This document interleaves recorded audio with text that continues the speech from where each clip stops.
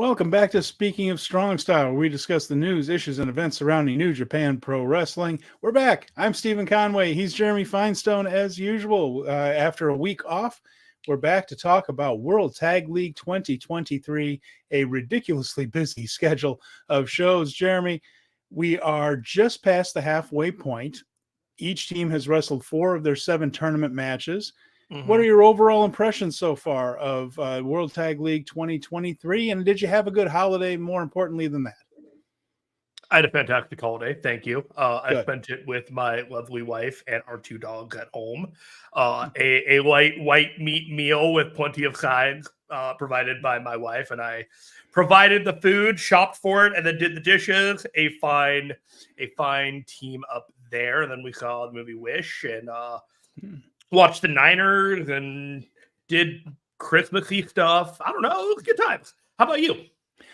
It was fine. I went back and visited my family up north there, up in the cold. It snowed a little bit on Sunday, which we don't get too much of here in Austin, certainly not in November, but it was a nice trip. A little tricky. My stepfather passed away this past year, so This is like the first family holiday without him and stuff like that. So there were a lot of feels and things, but we were dealing with that on our family end too. Familial loss, and it definitely had a sense of it as we're getting older and we're navigating losses in our family, and the kids becoming adults and adults becoming older. Right. Yeah. It was, but that was nice overall. I still managed to see my sister and my nephews and friends and my aunt and uncle and all that kind of stuff. So there was a lot of good in there as well. So, and I ate did I eat a lot of good food too. So we did all the usual traditional Thanksgiving stuff. And I might do red meat. I might do red meat in the main course for Thanksgiving next year. This was the year where I was like, maybe I switch it up. I got nobody that's really clamoring for the turkey. So well, usually I'm in charge of the dressing. That's usually my gig. But we flew in on Thanksgiving Day just because of the way things worked out. So my nephew took over that job, and apparently he's just as good at it as I am. So I think I may have been pipped out of a gig now. So you found the apprentice, and the apprentice has soon become the master. I'm telling you, man, this kid is just incredible at it. So that might be the end of me doing that part of it. But we'll see about it next year. There are themes of apprentices and masters in this World Tag League, and that's to the second part of your question. What do I think about this World Tag League? Stephen Conway, if I told you I thought this World Tag League was just okay, what would you think about that? I think that's about right on. I mean, we have not seen a ton of we've seen a lot of good matches. We have not seen a lot of bad matches. Not a lot of them. There have been a couple, but there have been good matches. There haven't been a whole lot of great matches. So there's a lot of cruise control going on. There's a lot of story, but there's not a whole lot of substance, if that's it. There are probably a couple of matches coming that are going to blow us away, but they haven't really happened yet. We have some folks with us here live. Colin is there. Dunstan Williams is there. Glad to see both of you guys joining us here once again after our week off. Yeah, a week off, and boy, the shows start to pile up. So let's get into how World Tag League has developed. Normally, we like to roll through these cards match by match. I'm not going to do that. There's just too many of them, and it would all kind of jumble together. What we're going to do is look at each block and work our way down the leaderboard. We're going to start with the teams that are leading each block, look at their journey throughout this tournament over the last 2 weeks, and see where they might be headed in a little bit. And Dunstan says Tag League has had some very strong matches, but no match of the year contenders. And I think that's probably fair. No. Yeah, no, not close on match of the year contenders, but there have been some very good matches. It's true. It just hasn't quite gotten to that great. We're in a year. We are frankly in a year where just a good match doesn't even tip. Will Ospreay had 10 match of the year candidates himself, and then we're talking about the rest of the New Japan roster that have also been doing things I can't honestly say that any of these matches has done much to make me happy in the moment, but leave me with a popcorn fluff feeling. Nothing much after it's said and done. You move on and you're just okay, on to the next thing. It's just a carousel. We have been getting a lot of story, though, and we're going to get into those stories. A lot of these teams have had interesting drama surrounding them, and we will go into those. Venkin is here, and so's Brad. Good. Man, I'm glad to see all of you guys. Glad Party time. Absolutely. So we'll start with Block A. And as we go into Block A, we're going to take a look at this this group, and this is the one that had a lot of interesting teams in it. This is the one with more experienced teams. We've got a block B, that has Bishamon, and then a whole bunch of teams that have not been in World Tag League before. We have some veteran presence in World Tag League A block, and we'll get into those. So we have the block there up on the screen for the graphic. At the end of the fourth night, as we move on, the top two teams after four nights are Ren Narita and Shota Umino and TMDK, which is pretty much what we thought was going to happen, right, Jeremy? These were the two teams we looked at in this block, and when you look at the schedule, when you look at who they're starting with, who they're finishing with, these are two teams we thought would be in this position. They are leading it and seem to be on some sort of a collision course with a few matches to go. So do you want to start with Narita and Shota? Let's do that. All right. So Ren Narita and Shota Umino. These two have a video up. I don't know if you've seen it, Jeremy, on NJPW World. That's also on the YouTube page, and it is subtitled for the folks there on YouTube pretty well. These guys have moved from their rivalry in that best of 7 trios match series to a full-on bromance. I don't know if you've seen this. This thing is, they're having drinks next to a fire. They're talking about whether one would make a good husband or not. I'm not joking about this. This is this conversation that they're having on YouTube right now. And these guys are officially crossed over into being just great friends for the moment. The true brochachos. They really are. And they have gelled together well. They're getting along perfectly well. There's none of the dissension. There's none of the annoyance that they did with Desperado and Wato. And there's none of the hatred that they're doing with Suzuki and Nagata. So these two are getting along great. And they opened up on Korakuen Hall on night 1 with a victory over the United Empire, Great Okan and Hanare. That was a match that got real good toward the end. It took a little while to get going, but in the end, Umino hit a Blaze Blade and a Death Rider on Great Okan to open their tournament with a victory. From there, they moved on to Yokohama, and they lost to the War Dogs there. Umino was attacked during his entrance. They just started assaulting him in the aisle, and Ren Narita had to go chasing after the War Dogs. And that was in the Yokohama Budokan there. To be fair, that's what you should be doing when you're the War Dog. Like, they should be exposing the vulnerabilities that they know that are there, and that's what they did. And eventually Narita got up there, and they brawled throughout the crowd.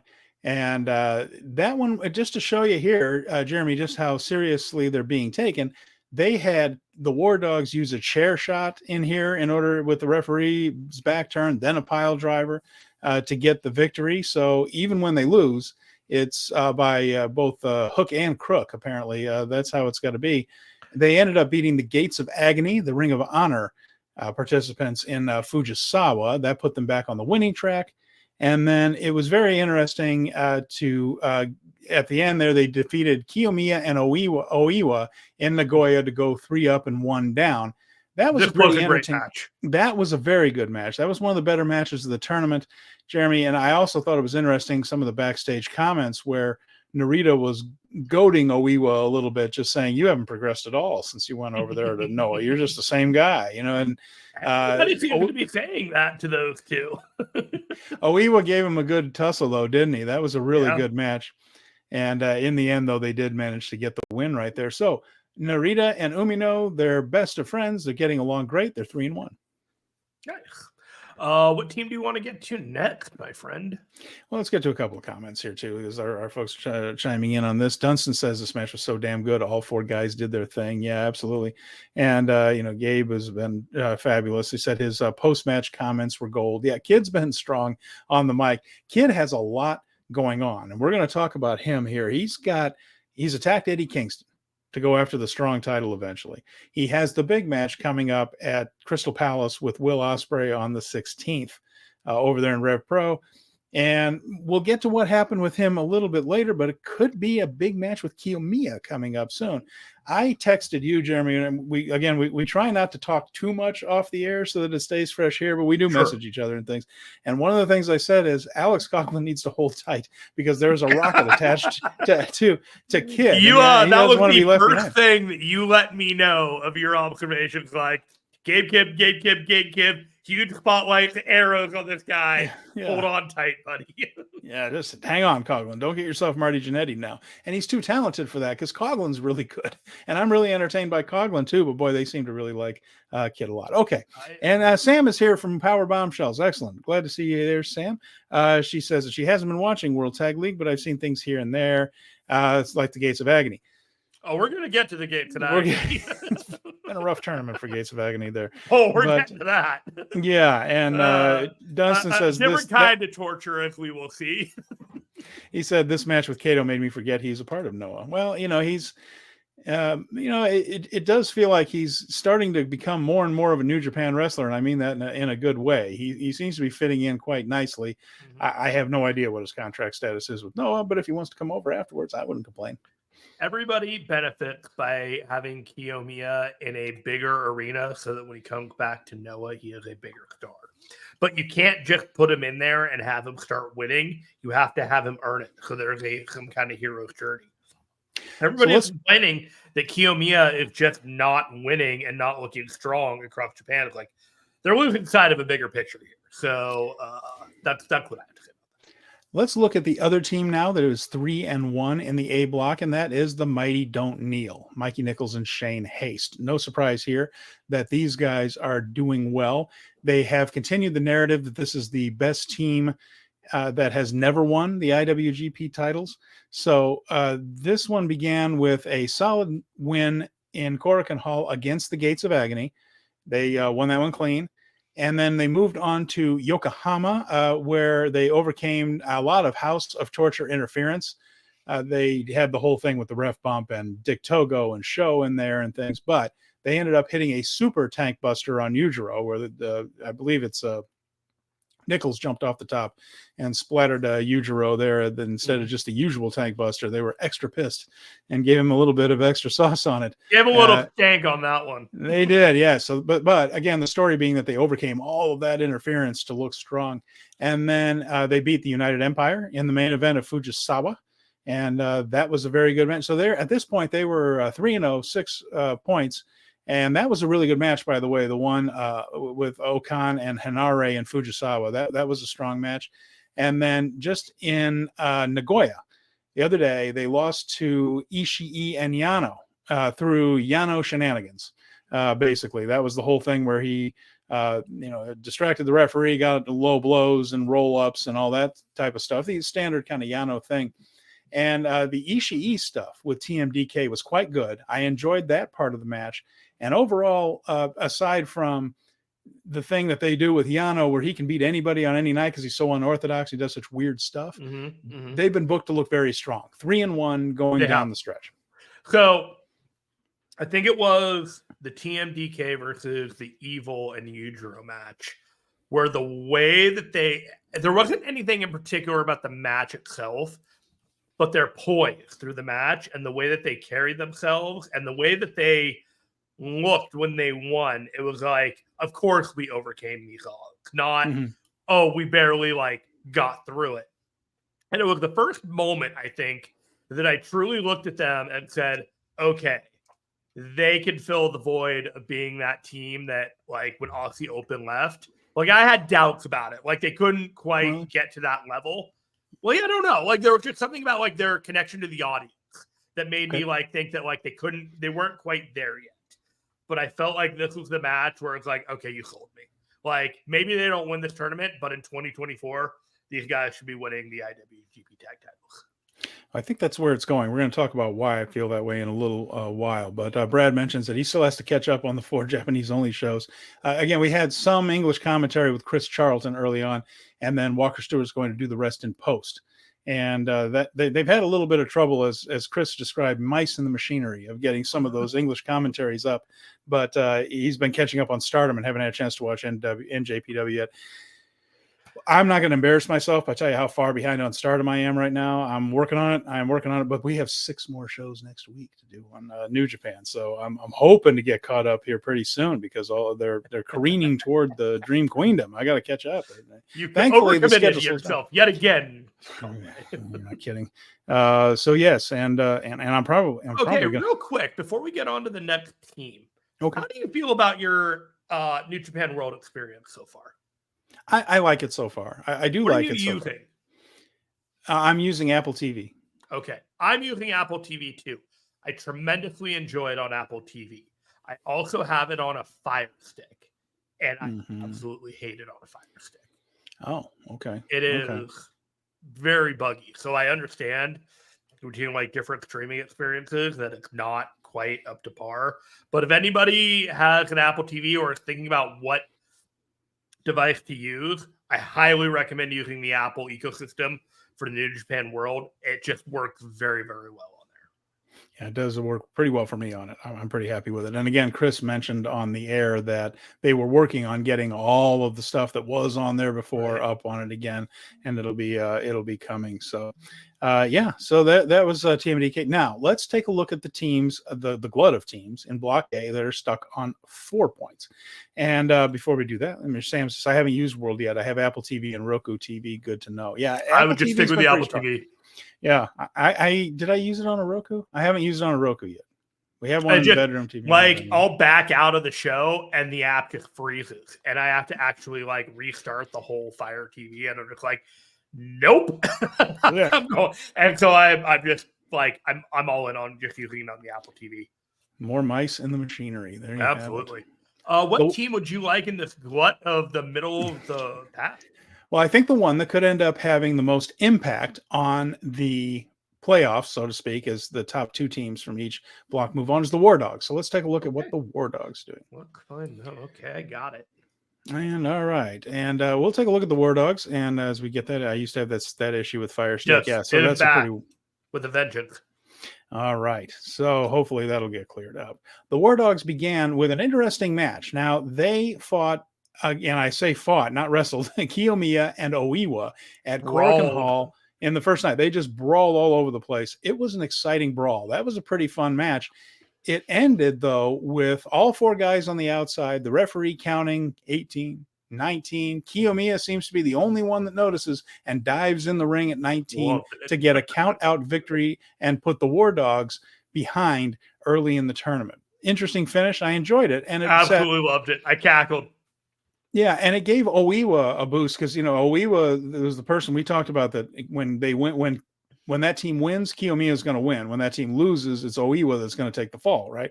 And they didn't have to do really either right there. They just had him slip in. It was nice to see Oiwa get a win early in this one. But after that, the War Dogs defeated, I mentioned, Narita and Umino using that chair in Yokohama. So that got them back into it and solidified themselves as the bastards of the tournament, just as much as House of Torture. And then they beat Ishii and Yano in what was a pretty decent match in Fujisawa. Yano has been doing less clowning, but the Ishii stuff's always fantastic because he's one of the best. So at this point, they are 2-1.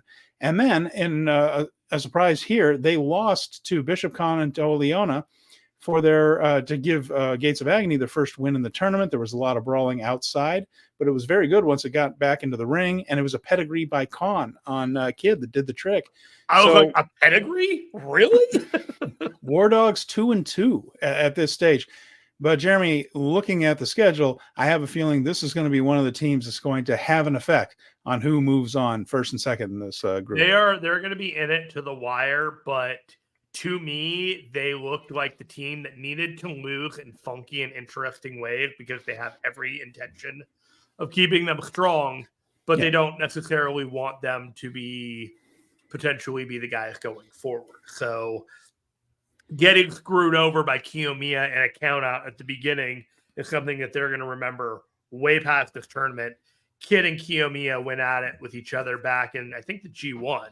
So, we're getting this. This is coming back around. I'm all here for it. I like the story here.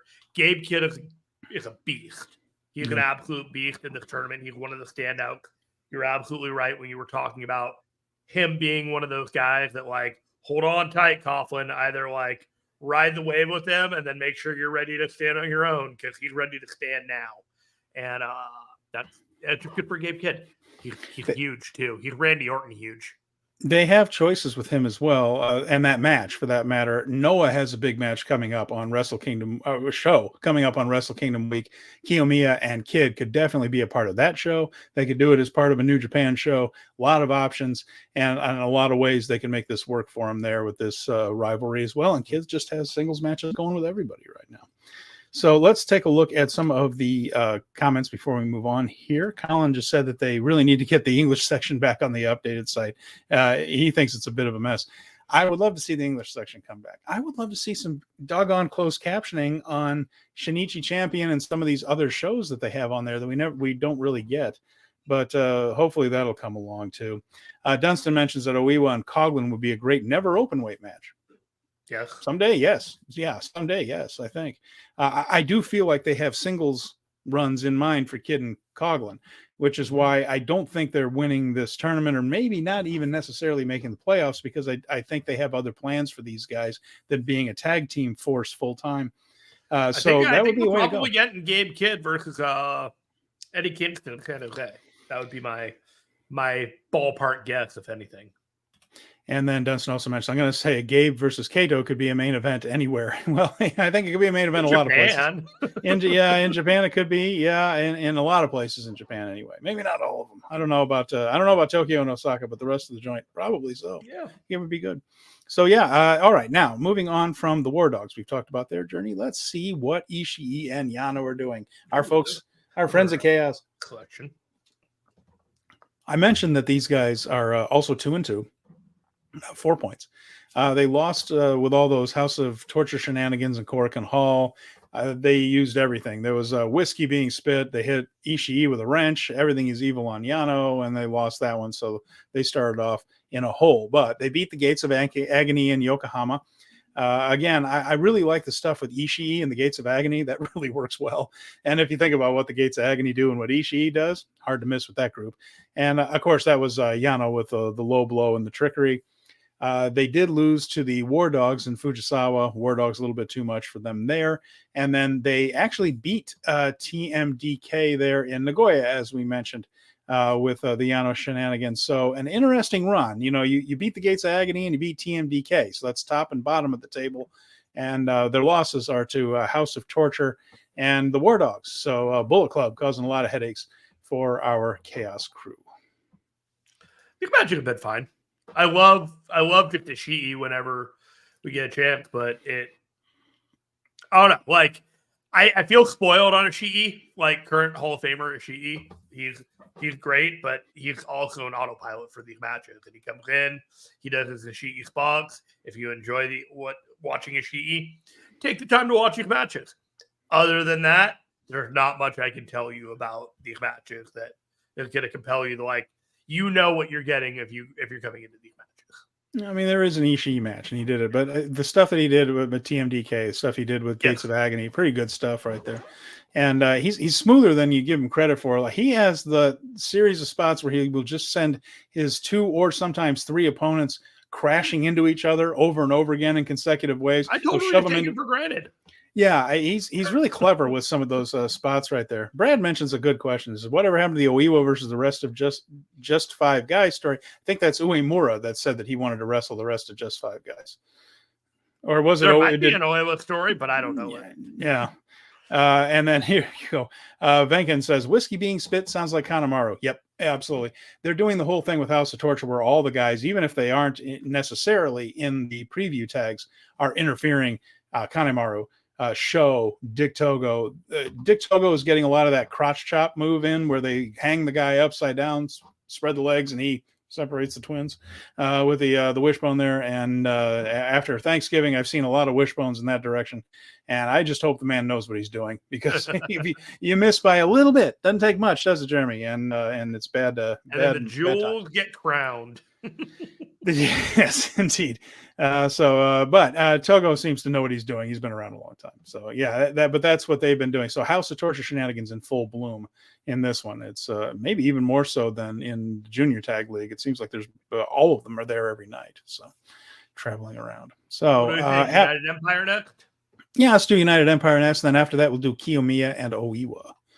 Great. So yeah, there you go. So Okan and Hinare, they defeated Kiyomiya and Oiwa in Yokohama after their match at Korakuen, and that was good with. And that was their loss. They took the loss in Korakuen. They beat Kiyomiya and Oiwa in Yokohama. There was good grappling with Okan and Oiwa at that one. They both of them having that amateur wrestling background, and they decided to use some of it. It looked like a little bit of a Greco-Roman match at the beginning. The end sequence in the last few minutes of this one were real good. I don't want to say that this was a great match that you should go out of your way to see quite yet, but the last few minutes were terrific. And so that was a win for Okan and Hinare. They lost to TMDK and Fujisawa. That was a really good match that we mentioned earlier. And then they beat House of Torture in Nagoya, where they overcame the interference. And that one was entertaining because Great Okan ducked the whiskey and sprayed green mist at Yujiro and then hit the eliminator on him. So he fought a little fire with fire, so to speak. Fire, water with fire.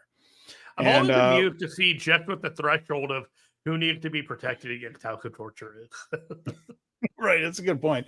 We're like Mendoza line in baseball, but it could do Japan of this guy has to, to keep safe.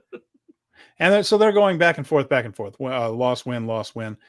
So we will see how. I think they're going to stay in the middle of the pack for the most part. I think that's pretty much their fate in this one. But their matches have actually been fairly strong and consistent. They're having a pretty good tournament overall as far as just in-ring work goes. I wonder if Hinare is going to end up with a singles match with somebody near the end of the tournament as a result of shenanigans near the end of the tournament. Yeah, usually it's MOs. They just put Hinare in a singles match with somebody based off of something that happens at the end of whatever tournament he's in. Let's find out if this happens this time, Stephen. Let's take a look at our Noah team. Kiyomiya and Oiwa. We've mentioned most of their matches already. They defeated the War Dogs by count out in the first night there. The fans were into Oiwa as the underdog in that one, by the way. I think they sensed that Oiwa was going to end up doing the job in that. So when he didn't, and it was a count out win, they were pretty excited about it. That was Kid hit Kiyomiya with a chair after maybe setting up that match. And then they lost to the United Empire in Yokohama. They managed to get a win over House of Torture and Fujisawa. And they really tried hard to sell the House of Torture shenanigans there. They're, again, whiskey, low blows, all of this. But Kiyomiya rolled up Yujiro on a Hurricane Rana and pinned Yujiro to get the victory there. And then they lost to Narita and Umino in Nagoya there. And that was the one where Narita and Umino were giving Oiwa a lot of crap for being the young boy there and not being on their level. And they did end up beating him in the end. So that story will go on. As in fact, they got on the microphone afterwards.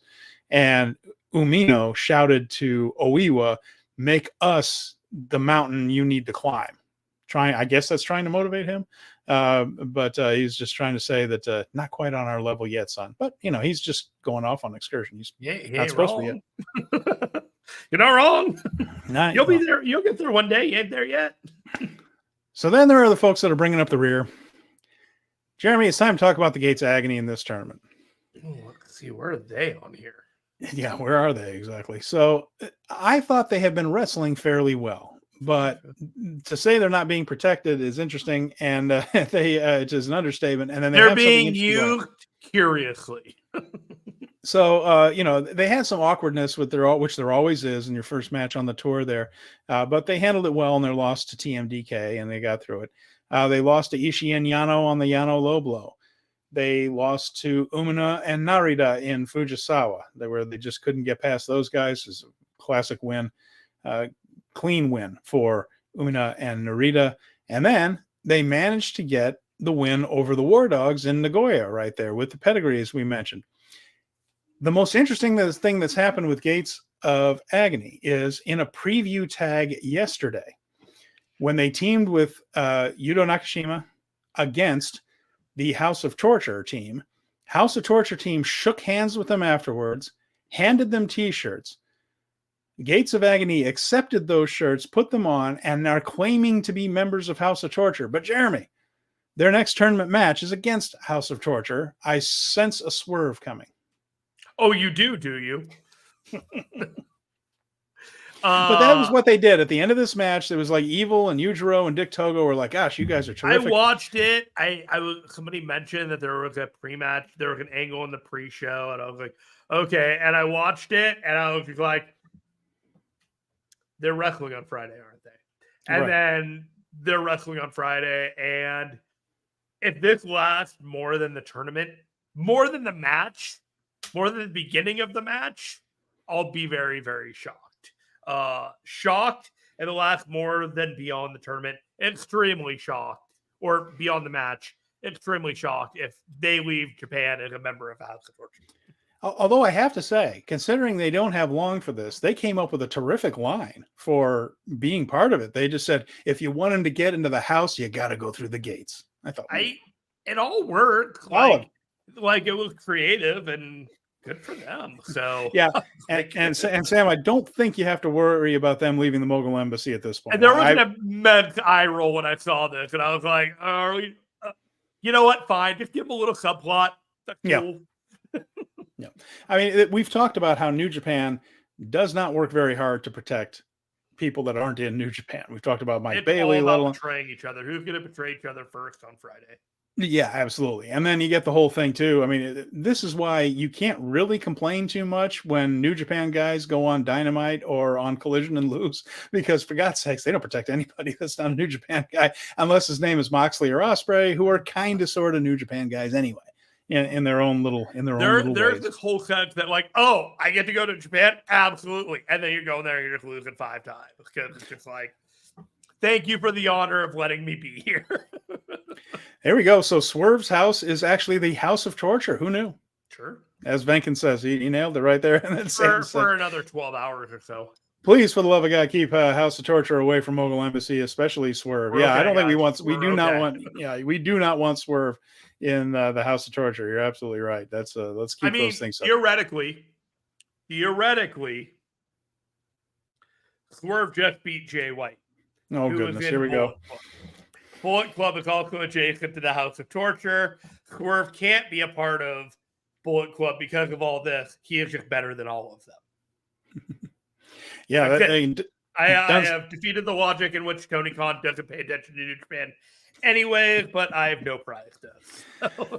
Dunstan says Swerve in Japan would be chaotic. You can do something with that guy. I mean, you can do something with that guy anywhere, right? Good Lord. I want him to build his brand in the States and then be huge and go to Japan.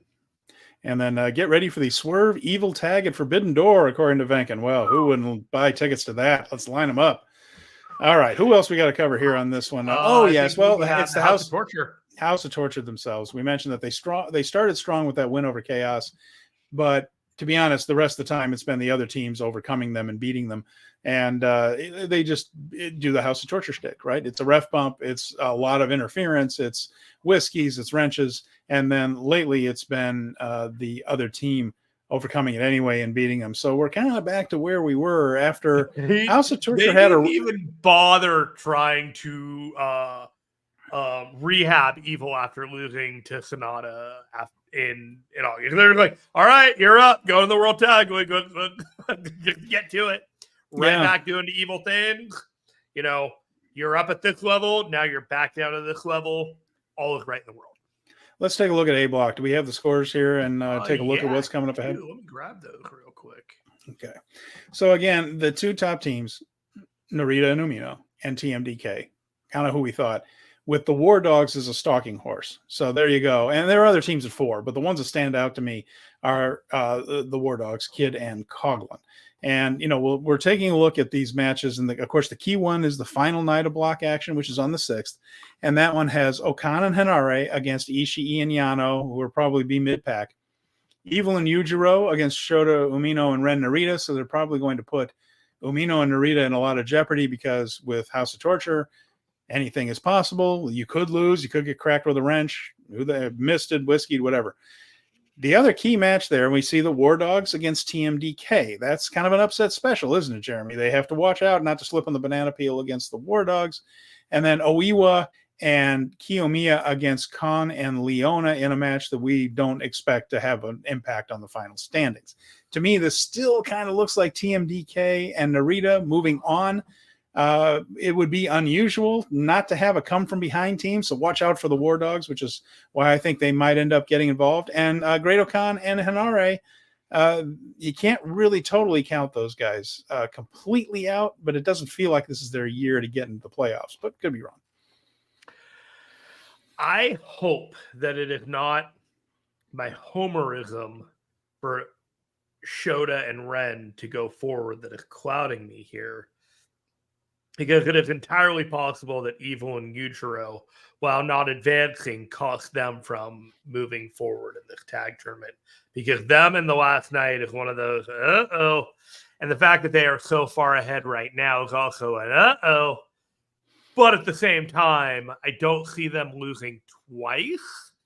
And I think TMDK beating Shota and Ren, but not advancing into the tournament further is something that I would keep in mind. So if I'm going to go with it, right now I'm leaning towards Shota and Ren and the War Dogs as the teams that advance at this point. Here's why I worry about Umino and Narita even more sometimes than TMDK. Look at their 3 matches left. Ishii and Yano. Mm-hmm. You might get in the nuts and pinned by Yano. Could always happen. Happens to the best of people in New Japan. It's not, they have positioned Yano and the way he works in such a way that it never embarrasses anyone to lose to him particularly, right? It's possible.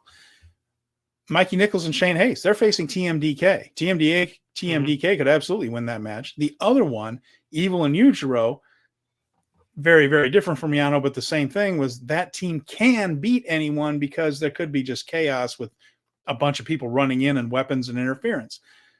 There are ways for them to lose all 3 of these where it wouldn't be weird. It wouldn't be a giant upset. Like they could lose any of these. So Narita and Umino end up in a little bit of jeopardy toward the end of the tournament. It makes this block a little more intriguing with the way it's set up to finish. I'm kind of at a point right now where I think we're at 5 wins and you're in. So if Ishii and Yano and TMDK beat Umino, and that leaves them at 8, that could be interesting. Like 10 is like a guarantee at this point to get it. So maybe there's a draw in there. Maybe there's something like there. But I do feel like it's 2 losses and a win to get for Shota and Ren, where they have a skid and then the Evil and Yujiro threaten them, and maybe they have the victorious thing. Because of all the teams, the most momentum is Umino and Ren at Wrestle Kingdom versus Bishamon. And so that's really where my mind is at. So War Dog versus TMDK on the last night is that's a trap one. Like, I think we should see exactly where that is. And then I think with the other couple of matches, Kiyomiya and Gates of Agony doesn't really seem like that's going to be the consequential one. And then what do we got? Hinare and Ishii and Yano on the last night. So I think what we're looking at is Evil and Ren, and then the winner of TMDK is the other one that determines that one. All right. And you mentioned Umino and Ren could lose all 3. And what's nice is really TMDK is facing War Dogs and Umino and Narita. Like, a lot of the tie-breaking matches are yet to take place. The one that might matter is War Dogs do have the tiebreaker over Umino and Narita. So there's a lot of ways this could go, despite the fact that we have 2 teams on 6 and everybody else a little below them. We ready for Block B? Woo! Man. Right. Block B has a leader on top. They are a perfect 4-0. They are Monster Sauce. Alex Zane and Lance Archer having one hell of a good tournament, both in the ring and in the results. Really enjoyed seeing this one. And they have been fabulous and just rolling through this so far, despite not always having their pants. And we'll discuss that too. So we have all that. After that is we have Taichi and Uemura involved. They are up in the standings. Atlantis and Jr. and Soberano Jr. are also involved. Hikuleo and ELP having a bit of a rough time. Tsuji and Zandakan Jr. still trying to find their way. And of course, they have a non-New Japan guy in there, so not necessarily the most protected. And then the shock, in my estimation, is Bishamon not doing well at all. And no surprise that Fale and Bonza are toward the bottom, as Bonza is just learning on this. But this block is a little topsy-turvy, and with Nagata and Suzuki, goose egg. Yeah. I'm not I had a dream that Shota and Ren could be facing Suzuki and Nagata. That's not gonna happen. No. Well, let's go over it from the top down, and we'll get to Suzuki and Nagata because in some ways they're the most interesting team in this thing. But up at 8 points, as I mentioned right there in Block B, we have Monster Sauce, Zane, and Archer. Now, they defeated Jack Bonza and Bad Luck Fale in Korakuen Hall. Archer actually hit a senton off the apron to Fale, which is like that old Jushin Liger move where he goes taking off down the apron and does that forward somersault onto a guy.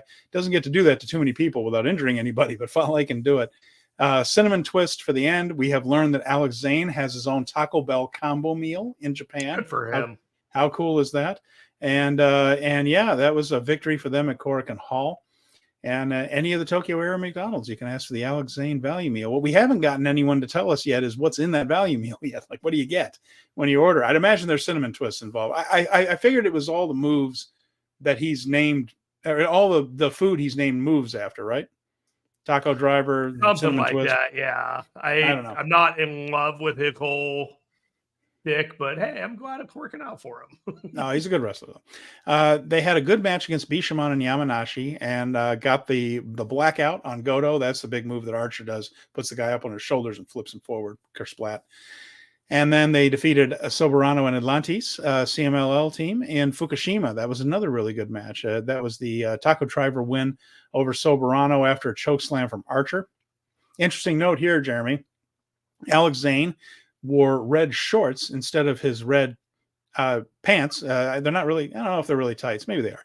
But red shorts, and they were red shoes, red shorts, because he left his pants behind. Left his pants in an arena sometime, which he did get them back. But for a little while, he was wrestling in basically gym shorts that he had borrowed from red shoes.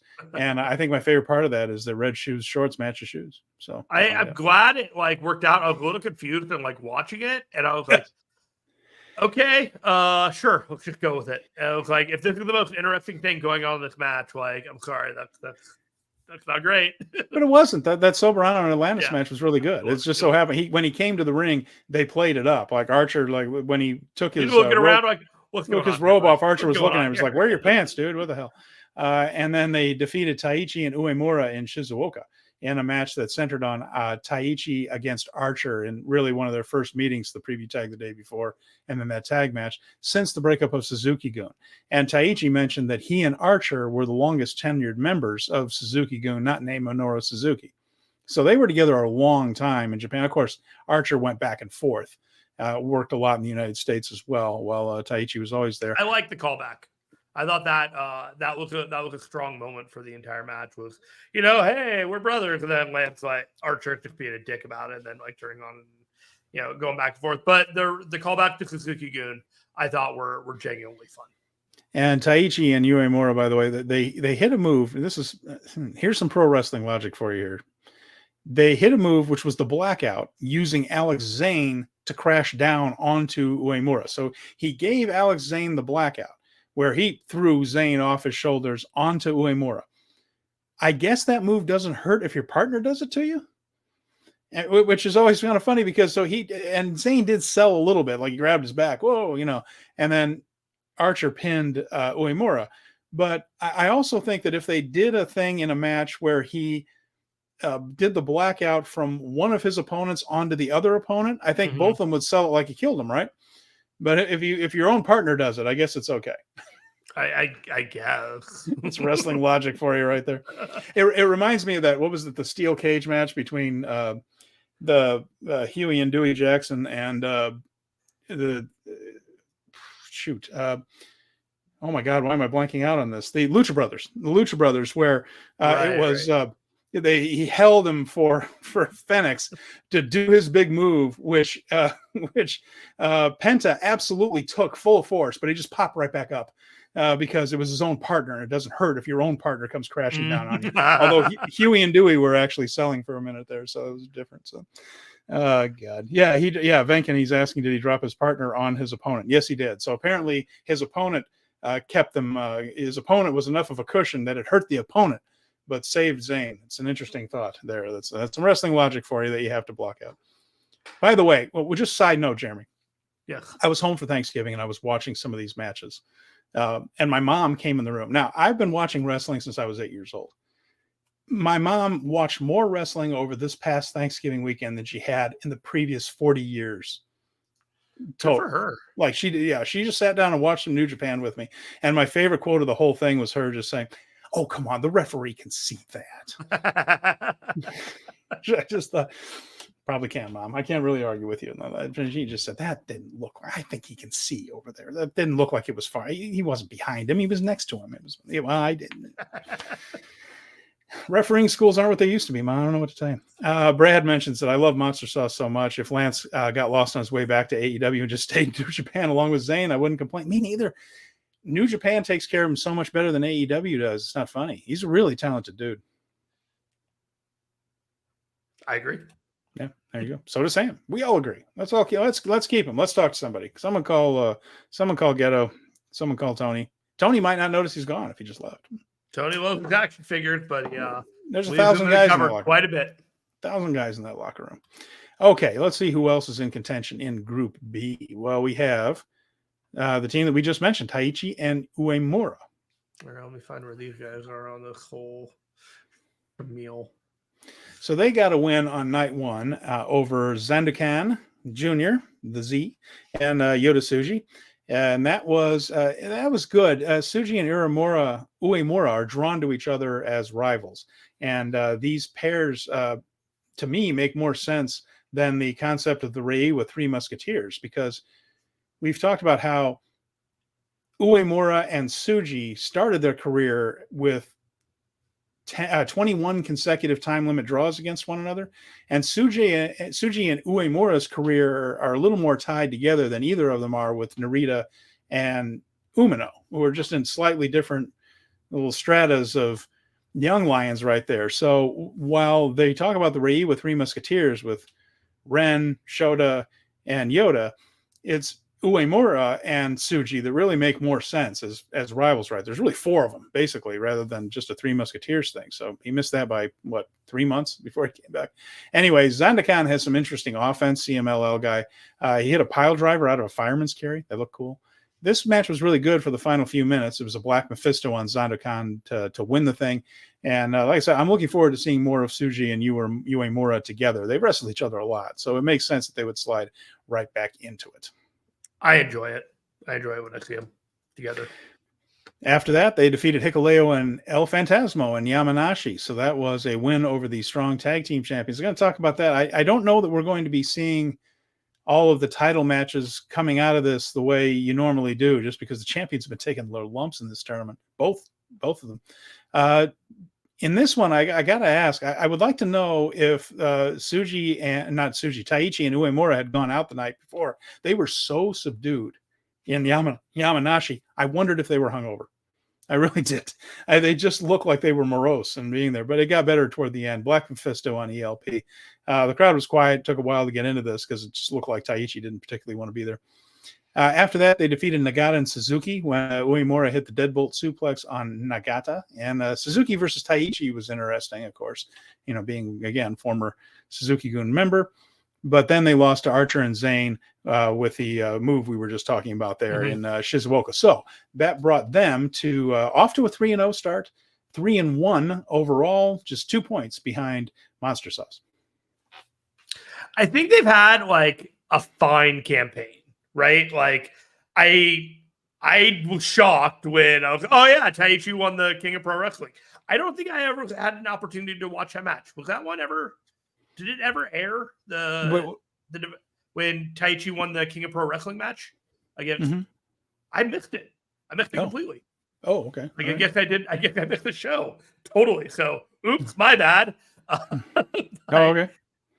So when I saw that and watching him go through this, anyways, like the story is about Yuya Uemura frankly speaking. Like the entire, like whatever spotlight they have, it's all about him.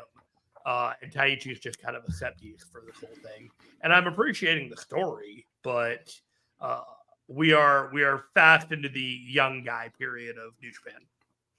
Let's take a look at some comments. Brad mentions that the two of the Just Five guys against Murder Grandpa is my favorite match from what I've seen so far. Taichi and Suzuki going at it, then shaking hands post-match after having a talk made me tear up. Pretty cool what they're doing with those guys. I agree. I thought that was pretty good. Dunstan mentions that Yuya, to me, has the same issue with Narita, where it doesn't feel like their styles have developed compared to Shota and Tsuji. Yeah. Time. Give it time. It's literally been like a month. Yeah, and Narita is starting to break out of the Shibata tribute act mold a little bit. He's starting to show a little bit more personality. He's smiling a little bit more. He's starting to get a little bit more of himself in there and not just doing a Shibata impression. And it is going to take a little while for Uemura, who's a really good looking guy and sometimes has charisma. But like I said, he did look hungover in Yamanashi. I don't know what happened there. And let's see. Oh, okay, we just had that. And Dunstan just mentions that Zandakan has been pretty good on the tour. Yeah, he sure has. All three CMLL guys have been strong, I think. And Zandakan is not somebody I've seen as much as I've seen Soberano and Atlantis, but he's been really good and has a lot of charisma, a lot of innovative offense, and he and Tsuji work well together. So he's been a pleasure, I think. So, any thoughts on Zandakan from what you've seen? I think it's been a lot of fun. I don't know who he reminds me of, but he reminds me of somebody, and I can't. Does that make any sense? Like I watch him, and I just feel like there are styles, and there's something that he has. Like he reminds me of like ELP in a way, but he's a little bit more filled out, and I'm working on it. Like hopefully by next week I will have my analysis firmly through on this one. I am working on so here's what's going on. I had a B bracket like slide for this, but we have like over 100 slides. Yeah. And it was 101. So I don't have a B bracket, and I can't like leave the recording to go grab it and come back because it's a mess. So I'm giving up. We're not going to have a B bracket graphic. No, not one that's complete, but we'll get to that. We have and Venkin's asking, how is Suzuki's situation with his partner? We'll get to it in a minute, but it's not good. It's not good.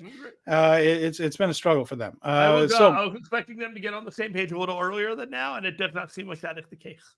Feels like that's going to be a second half thing. And now we were just talking about the CMLL guys. Up next, Atlantis and Soberano, the juniors out there. So they are working as peer baby faces that get along, despite Soberano's recent Rudo turn in CMLL. They're pretty much ignoring that and going with him as a baby face. He did a little bit of heel stuff, really, sort of in a couple of matches there, but not a whole lot. They were absolutely dominated in Korakuen Hall by Nagata and Suzuki. I mean, did not get a lick of offense in on the two veterans, except Soberano hit a flash pin on Suzuki. That was really about the only thing they did. Hit a flash pin on a roll-up on Suzuki and won the match there to start off their tournament. And their operating system is better than Windows 95? Yes, and Yamanashi, they had a match against Jack Bonza and Bad Luck Fale that fell apart for a little while. They couldn't quite get Bonza up for the suplex position so that Atlantis could do the top rope dive onto him. They did manage to save it by Soberano hitting a Fosbury flop on Fale, which looked great. Atlantis hit a splash on Bonza from the top to win. They lost to Zayn and Archer in Fukushima, and then had a time limit draw with Bishamon in Shizuoka. That was a great match, too. Excellent match, really well done, and a very interesting finish. Not one that I expected. I did not expect that one to go all 30 minutes. So this team in pretty good shape here. They have a loss, a draw, but other than that, they've got wins. So feeling good. Atlantis and Soberano on 5. I think they're doing a lot to set up a successful run for CML Fantastica Mania in a couple months, and this is setting the stage for that. So I kind of like what they're doing here with that. Next, we have our set of NJPW Strong Tag Team Champions, Hikuleo and ELP.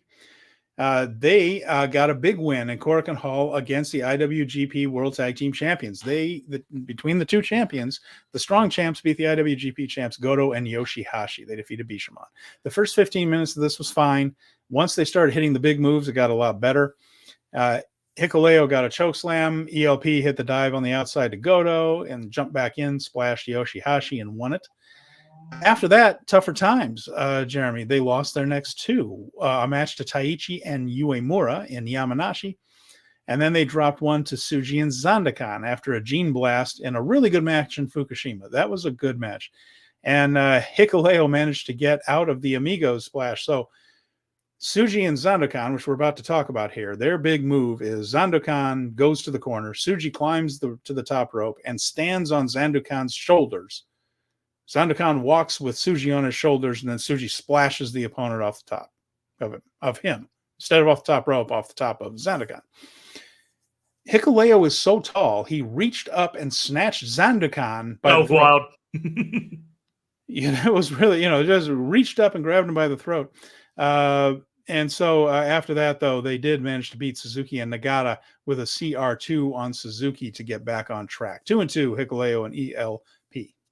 So this is one of those teams that I thought was really interesting on how they're booking them. Mm-hmm. Hikuleo is kind of a start and stop kind of guy. Like, they're invested, and then they kind of like put him in a nice position here or there, create some like viability and threat to him, and then just kind of, let him ease into it. So he has a strong champions right now. They beat the IWGP Tag Team Champions. They do it in a show of like handshakes, everything. Like, they put these guys over strong. And I thought it was really interesting how they did that. And I thought, what's going on here? But it also made me think, I don't think that these guys are probably winning this tournament at this point, because there's no reason to do that. So them losing the next couple is interesting. But I thought what was really interesting was how Yota Tsuji pinned Hikuleo with the Gene Blast, took him out, especially after the G1 match where it didn't go his way. It felt like we were seeing progression with these young guys, and the fact that they were able to make that booking decision, I thought was really interesting. All right. Yeah, it has been fascinating. We're going to talk about the titles here in a little bit. We're going to get to that when we do Bishamon. Tsuji and Zandakan Jr. are 2-2. They lost to Taichi and Uemura and Korakuen, beat Nagata and Suzuki. Suzuki hit that big splash off of Zandakan's shoulders in Yamanashi. And then they beat ELP and Hikuleo in Fukushima, as we mentioned, and dropped the one to Fale and Jack Bonza. They gave Jack Bonza a victory in Shizuoka. So that was the upset loss there. Keeps them at 2-2. And, it's a team with a guy that's a guest and shouldn't be a big part of it, but they've been entertaining to watch. I just don't think they're going to be involved much in the playoffs here. No, I think the glory for Yota Tsuji is a singles title down the line, not the tag titles. Yeah, but I am enjoying them. They are a highlight. They are a highlight like team to watch in this, just because Zandakan is a lot of fun. Yota Tsuji has so much charisma, but there are some of the matches that they have so far that you're like, oof, they're an uphill battle, and it's mainly due to the people in the matches against them. But we'll get to that. Up next, we have the IWGP World Tag Team Champions Bishamon on only 3 points. It's just amazing to me. There's a long-standing tradition of Gedo booking these tournaments so that a favorite or a top team or guy goes behind the 8-ball early.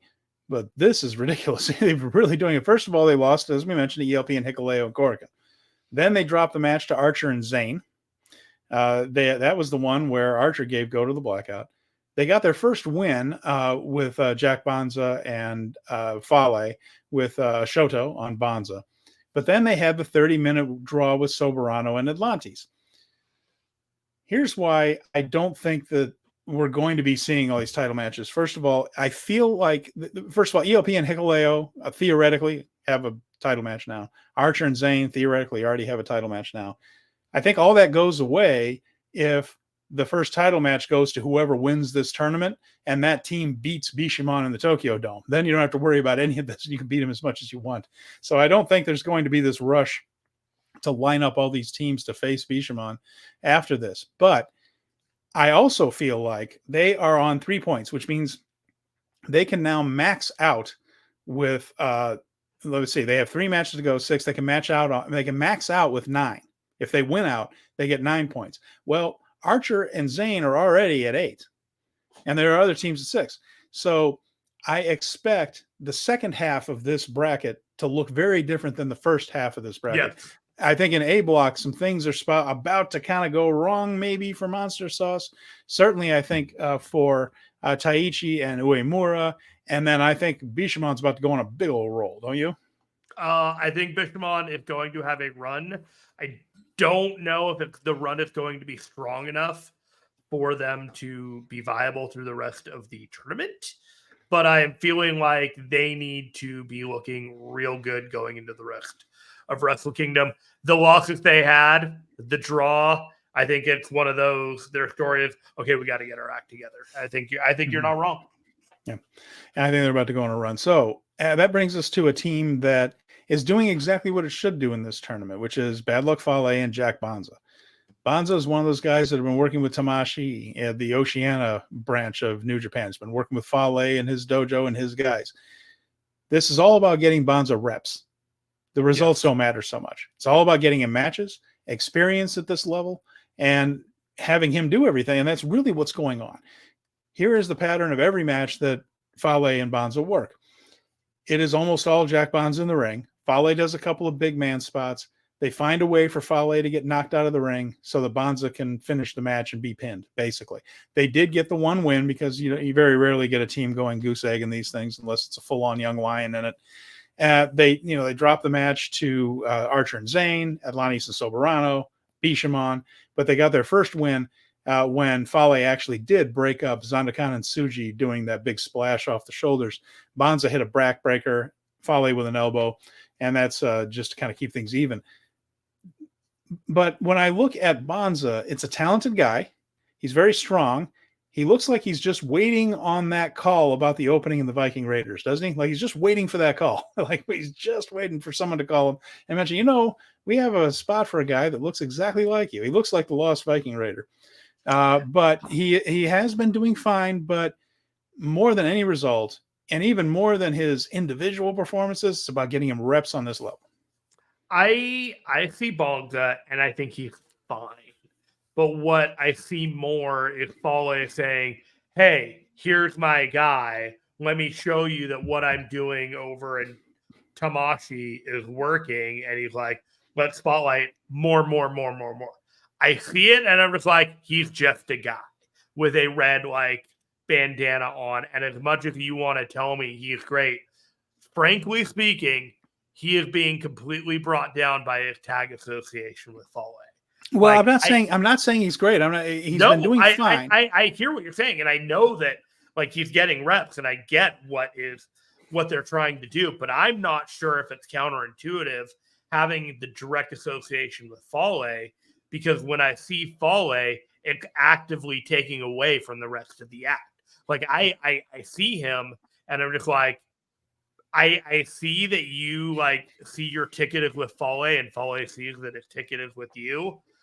But you're going to hopefully figure out that you're better than this guy because he's taking you down. Well, Fale has definitely picked up a lot of weight. He's less mobile than before, and he's doing a lot less. There's just no question about this. That Soberano Jr. and Atlantis match with Fale was embarrassing. It was rough. Just really didn't work. Match there was a sequence where Fale frankly needed to take 4 bumps from going to the ropes and hitting the outside barricade from a splash. He was supposed to hit the ropes, fall through the ropes, hit the ground, roll back, and do that. He took 1 bump out of that entire sequence, and I just felt so bad for Soberano and Atlantis because they were working so hard to get something out of it, and he just didn't try. And it's just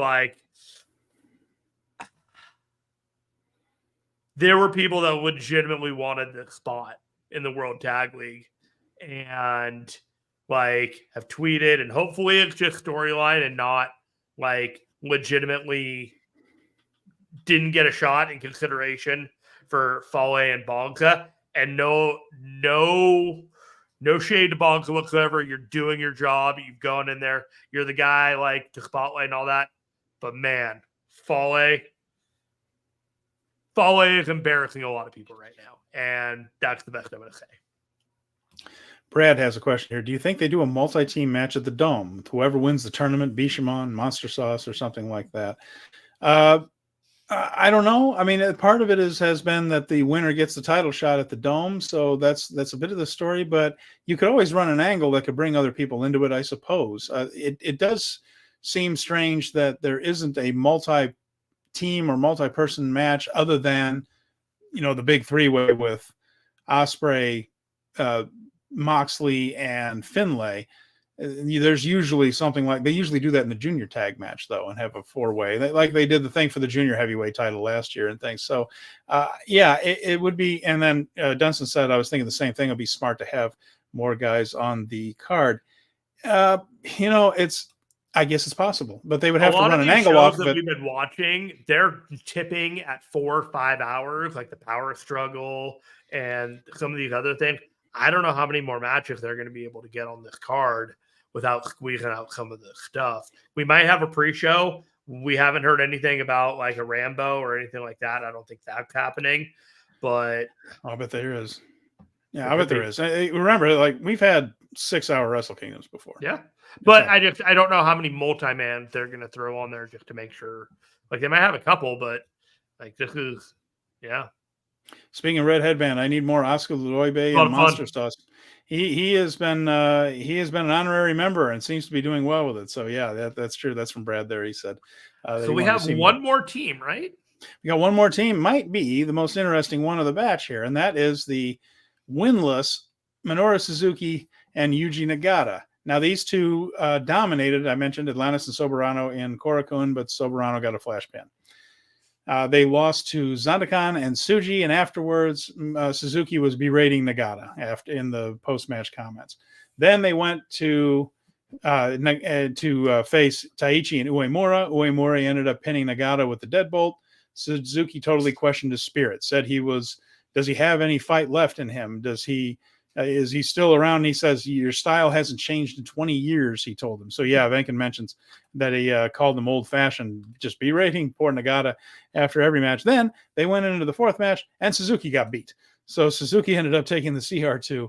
And when Nagata and Suzuki began arguing in the middle of the ring when they had the advantage. So afterwards, Nagata was saying, we've got to get on the right page, but I feel like we're heading in the right direction despite the results. Suzuki just seethed and said, I don't believe in taking life lessons from losses. Losses just mean you're not good enough. And he marches off. So it's, a whole thing where I know they're going to get at least one big win in this tournament somewhere. They probably the last night. Yeah, they're basically out of it. But I do feel like there is a bit of redemption for these two coming because Nagata continues to insist that they're getting a little bit better each time. And Suzuki insists he still hates Nagata's guts. So there you have it. It's the extremes too. We're seeing the full blown switch of that trios thing. That's best of 7, where you saw Narita and Umino couldn't be better friends right now. Total bromance. Mm-hmm. You're seeing Desperado and Wato, who now tolerate each other, and that's about as far as we've gotten with that one. And they tolerate each other. There's a little bit of respect in there. And then we're seeing Nagata and Suzuki not wrestling well together, still hating each other. And I guess they can't all end with handshakes and 40 hugs, years of ice takes some time to thaw. Well, and there was also another documentary. We mentioned that a little bit with Umino and Narita. It's worth going and checking out 40 Years of Hate, as they call it, when they examine how long Nagata and Suzuki have been at each other's throats, most of their pro wrestling careers, of course. And then turns out they met at about the age of 15 in an amateur wrestling tournament. Suzuki won. But there you go. So if we're looking at the brackets, right, the B bracket now, going back into it, we have Archer and Zayn at 8, Taichi and Uemura at 6, Atlantis and Soberano at 5. Then we have Hikuleo, ELP, Yoda Tsuji, Kadoken. They're at 4. Hiroki Goto and Yoshihashi at 3. And then we have Fale and Bonga. So unless Archer and Zayn lose all 3 matches moving forward, there is a very high possibility that they're going to move forward because they've already technically eliminated 2 teams, and Hiroki Goto and Yoshihashi need to win out to at least win 9 points to move forward. So, and they have to get there. And so we're looking at Goto and Yoshihashi, right? They have to win out. Here's who they have left. Tsuji and Zandokan should be a win. Nagata and Suzuki on the second to last night of the tournament. So they could win that one. So they could go into the final match of the tournament with Taichi and Uemura with a shot, that they still are alive as long as they win out. So I think that's going to be the story there. Nagata and Suzuki's final match is against Fale and Banza. So that feels like that might be where they get their victory finally. And okay, but here's what's interesting. Mm-hmm. They also face Nagata and Suzuki on the second. So if they win, that gets them to 10. Yeah. So if that gets them to 10, that leaves Hiroki Goto and Yoshihashi with only 1 spot in order to move forward. Yeah. And as far as Lance and Zane go, this is interesting here. They have Suzuki and Nagata. They have Hikuleo and El Phantasmo, which could be a loss. And they have Yota Tsuji and Zandokan in to go.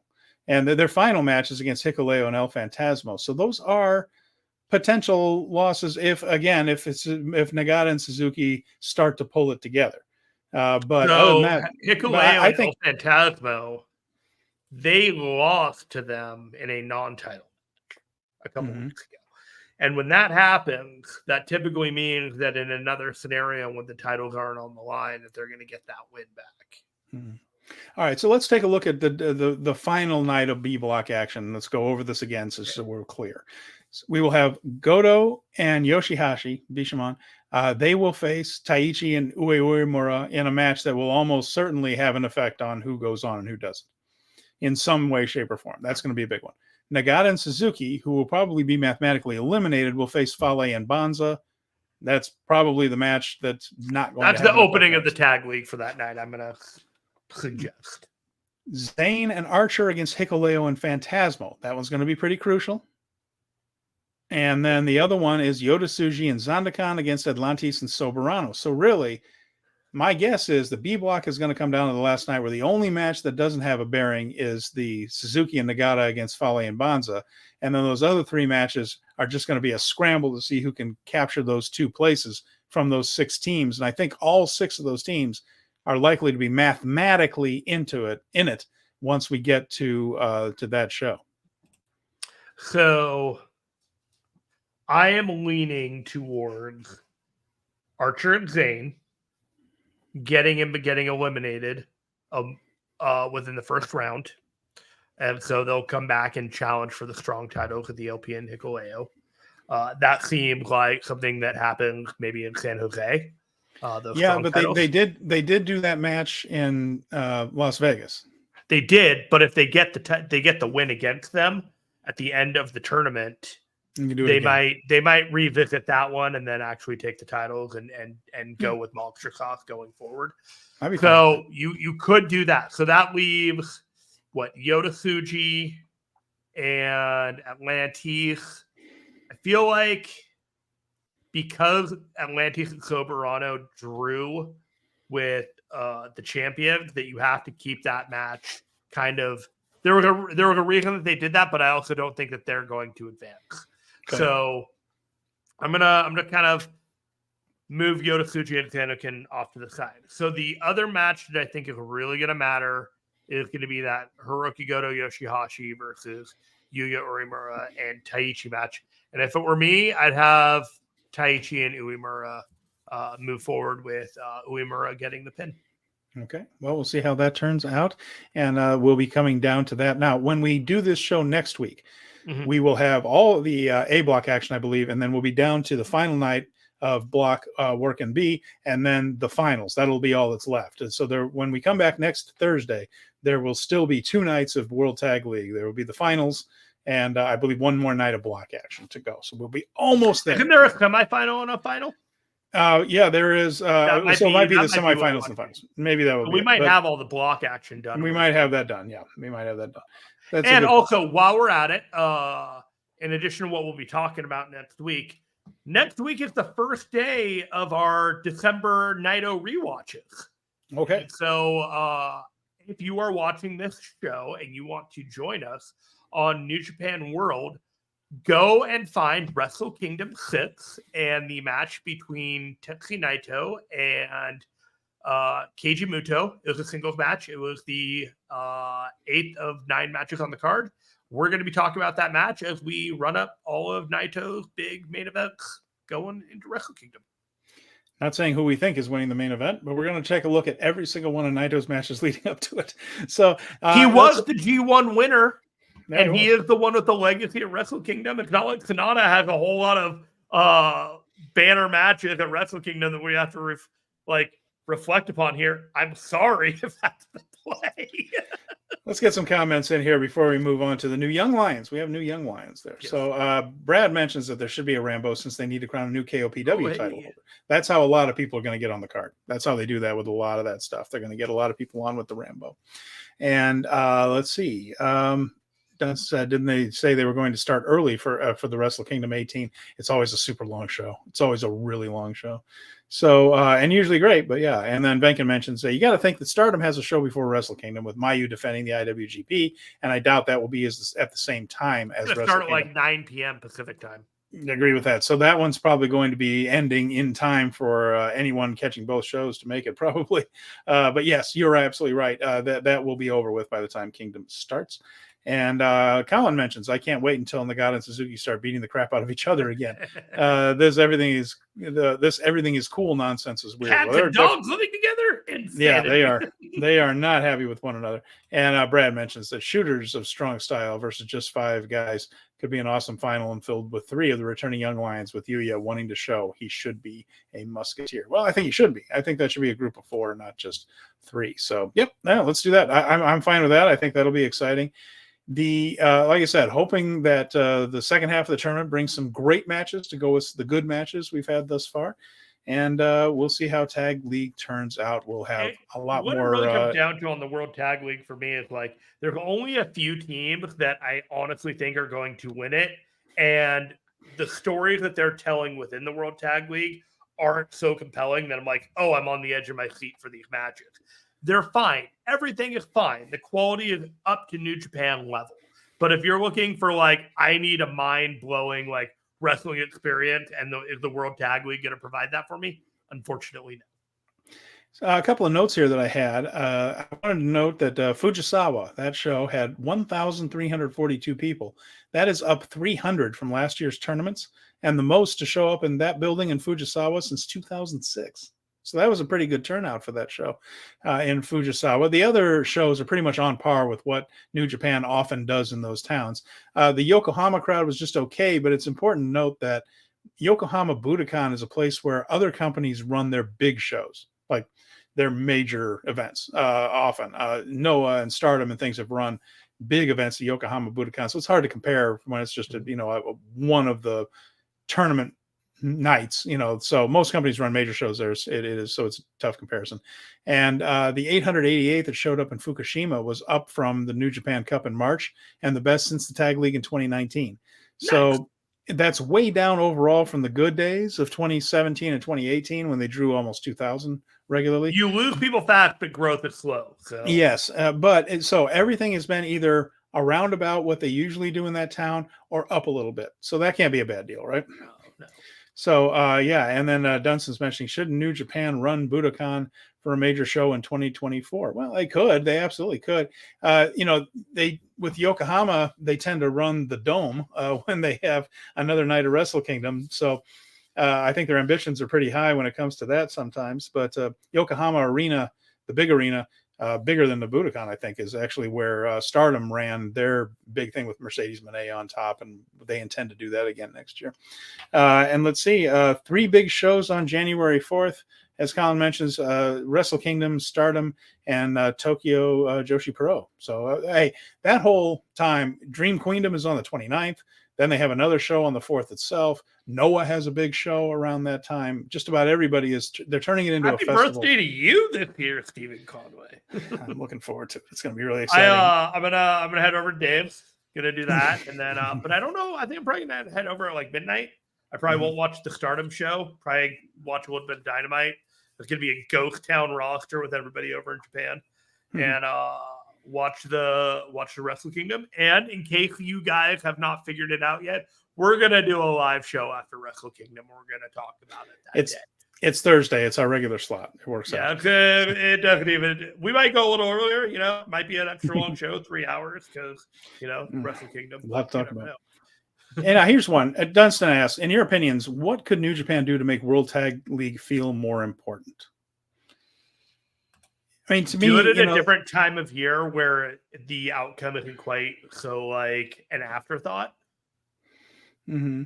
And part of it is just the tag team scene right now is going through this big transition where we're getting a bunch of new teams. Old teams have moved out. And so I think it is a little bit difficult because a lot of these teams, a lot of rookie teams make for fresh matchups, but they don't have the impact perhaps that seeing the same teams that are established teams fight it out on top. And part of it is it does feel like a lot of teams are two guys from a faction that team up for World Tag League and then don't really, and they always team up in preview tags and things, but like Ishii and Yano isn't a full-blown tag team the way Bishamon is, even though they're both from Chaos, but Bishamon feels like a tag team. And Dangerous Techers felt like a tag team, but Taichi and Uemura are two really good singles wrestlers to team up. So I think if you had more consistent tag teams, that it would feel a little bit more like a deal rather than here's a bunch of singles wrestlers that have said, here, you want to team up with me for a little bit? And, so it doesn't have, the impact of these teams that you've seen win all year long facing each other. I think you're onto something on that. I think there's another aspect of it of like, okay, as much as Gandokan is interesting, right? How much of the wind was taken out of your sails when you realized it wasn't going to be Shingo and Yota Tsuji, which was kind of something that nobody promised us. But when you're looking at like the best rosters of all the different factions, and they're like, oh yeah, if we're going to get Evil and Yujiro, we should get Yota Tsuji and Shingo, and that's a more logical like faction. So when you're not even like bringing the best of the tag teams that you possibly can in New Japan, and you're not actively fan servicing the people who watch potentially like strong, or even like the people that you're on the come up, and you're bringing other teams in, which is fine. Like Gates of Agony is fine. CMLO guys, of course, you want to bring those guys in, but they were also just guys. It's like there are pockets of the New Japan fandom that go crazy for the CML guys, or when they bring in AEW, but it's just you're servicing different parts of it rather than the whole. So I don't know, maybe switch Super Junior Tag League and the World Tag League and front load the World Tag League, so it's a little bit more exciting in October going forward. This is just really quiet, kind of like, oh, we got to recoup, like get everyone recuperated, rest them up going into Wrestle Kingdom. We got a couple of shows in late December. This is a fun tournament full of story, but if you pull the thread a little bit, it's definitely more of an afterthought than some of the stuff that they do throughout the year. And Colin says, let's hope the yen strengthens so New Japan can start getting guys like Speedball and Leo Rush again. Yeah, I mean, that would be a big deal. That economic factor has been a big one right there, a 30% drop. Dunstan asks, do you think they could change the format of the tournament to a single elimination with actual teams in the tournament? Yeah, it's not. It is something that they could do. I think they like making a tour out of it. So get as many matches out of it. It's just the viability. I think New Japan likes getting a tour out of these. So I think business-wise, they're probably going to stick to that. They have the New Japan Cup, and that does work, but I don't know if that works as a tag team format as well, and they wouldn't give them a full tour out of it. So I doubt they're going to do that. I just think a signature, like this is a signature event aspect that the round robin is something that they are very, very good at. I just feel like that, instead of just having two singles guys teaming up once in a while, and Goto and Yoshihashi are singles wrestlers. They are, but they team really consistently with one another. Whereas sometimes Ishii's with Tanahashi, sometimes Ishii's with Yano. So it doesn't feel like that unit, even though they've been in tag league before together. So, and then Brad says that's something I noticed on many Japanese companies. This is a very good point. It's a little bit cultural, isn't it? They have a couple of actual teams, but most are faction members teaming up in a tag team. Yeah, that's a little bit more cultural there. And you see, Stardom has some consistent teams like FWC and Mahime back in the day. And there are others. Those aren't all of them. But they've done a good job of making certain pairs of wrestlers feel more tag teamy. And so when they meet, specialist is a phrase we need to bring back. There you go. So I'm in love. I came up in the mid '80s when tag team wrestling was at its absolute peak with the Rock and Roll Express, Midnight Express. A great Bulldogs, tag team match is just like it's chef's kiss. It's incredibly special when you're able, because there are things that you cannot do in a singles match, much like there are things in a singles match you can't do in a tag match. There's a give and take, but there can be amazing stuff in both, and incredibly viable match, top level matches with both. Oh, and then Venkin says he'd rather see Hazuki singles a title run than FWC tag. I tell you what, FWC might be the best team in the world. They might be the best team out there. When Kogan was healthy, she wrestles on the level of the main event women in that company. Let's take a look at the Young Lions. We had two new Young Lions, Jeremy. We had one we saw once, and then one we've seen a few times. So let's mention that real quick. Katsuya Murashima, both of these guys debuted on the the Korakuen Hall shows, night 1 and night 2 of the tournament. The first night was Shoma Kato. He was the guy that was on the reality show produced by Kazuchika Okada, and he lost to Oscar Loibe, and that was also Oscar Loibe's 1-year anniversary of being in wrestling. He was the debuter 1 year before that. Shoma Kato unfortunately got dinged up in that match and hasn't been in the ring since. So we hope that he heals quickly and gets back to it. And then the other one, Katsuya Murashima, he's the one that has a amateur wrestling background. Kato was a baseball player before. Has been wrestling in openers, losing to Loibe and Nakashima and things. You can take some bruises. Yes, definitely. And then they both did very basic stuff. These are their very first matches. So the move set is very limited, and they don't get a whole lot of offense in yet. You remember how, Loibe would just get the crap kicked out of him. Nakashima, of course, dislocated his elbow in his very first match. So it was tough times here, but there's no way to know what these guys are going to be yet. But just news and notes. They're there now, and they're on the track. It's interesting to me, though. Murashima gets a tiny bit more each match, meaning he went for 4.5 minutes and got in a Boston Crab and tapped immediately. And then the next time he got a push-up out of it. He tried to get out of it, got a push-up, couldn't quite make it, tapped out. And it was about 5 minutes. The next time about 5.5 minutes, and he gets a little bit more of a push-up and maybe a crawl a little bit toward the rope. So incremental steps going on a little bit more each match. But, of course, they are doing jobs for the senior Young Lions now. That would be Loibe and Nakashima. And Bolton has been mostly preview tags, and he ain't doing many jobs. So they're really protecting that dude. I start the clock on Bolton, man. Like I think we're getting there with him. That they're feeling confident with him, and he is looking beastie in that ring. I'm very excited. Well, before we wrap it up, Dunstan has a question here. Do you think the heavyweight tag belts are missing an impactful story like Dangerous Tekkers versus Golden Aces? Yes, that is one thing that has been an issue right there, is that there usually isn't a story. There's just a team that wants to challenge for the titles, and there's the champions. Bishamon is their safety blanket. Gedo has a safety blanket. So I mentioned, like Okada is one of them, where it's like if everything's going wrong, just put the world title on Okada and it makes sense. Bishamon can always be a viable contender or champion for the tag team titles. I think they had a lot in mind for Aussie Open, but then there was the signing and the injury, and I think there were going to be long-term stories around Aussie Open as the World Tag Team Champions or the challengers too. They unceremoniously vacated the titles at a Strong show. Yeah, and so yes, I think that is a big deal as well. And since then, they've kind of been trying to find a new set of teams, and they might be onto it. Some of these teams might be what they've been looking for. It's a little bit too early to tell, but that's a very good point, is that they haven't really had that coherence.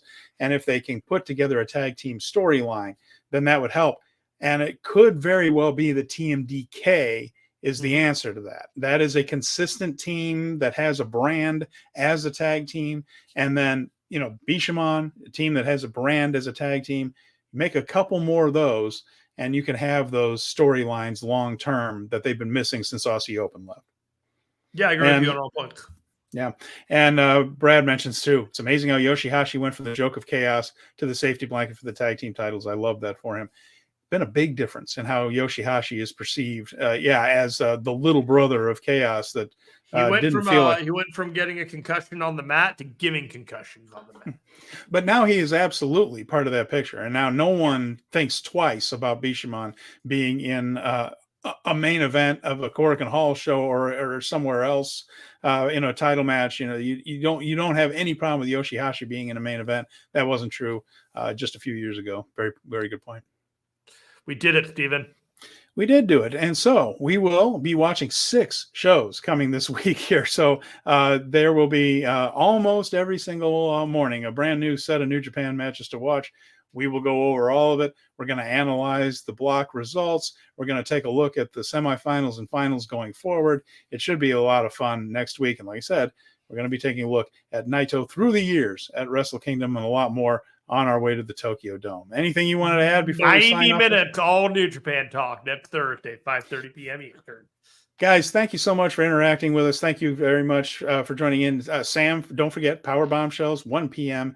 Eastern time on Sundays, our sibling show here on the Fight Game Media. Sam had a birthday a couple weeks ago. Happy birthday, Sam. Hey, yes, absolutely. That's right. And hope she's feeling better and ready to go. And Colin, Dunstan, Brad, Sam, Venkin, everybody that watches here either live or later, listens to the podcast. Remember to like and subscribe. Yeah, rate us and give us a everywhere. review. Like I'm poor for appreciation, so I'd make cookies for my friend. I might send you a cookie. Who doesn't love cookies? No, but we appreciate your support. And tell a friend if you've got a New Japan curious friend. By all means, word of mouth can do wonders for us as well. So any help is appreciated, and we're very grateful to all of you who are joining us. So ready to wrap it up, Jeremy? Take it on, buddy. For Jeremy Finestone, I'm Stephen Conway. Thank you for watching and listening to Speaking of Strong Style. We will talk to you again very soon.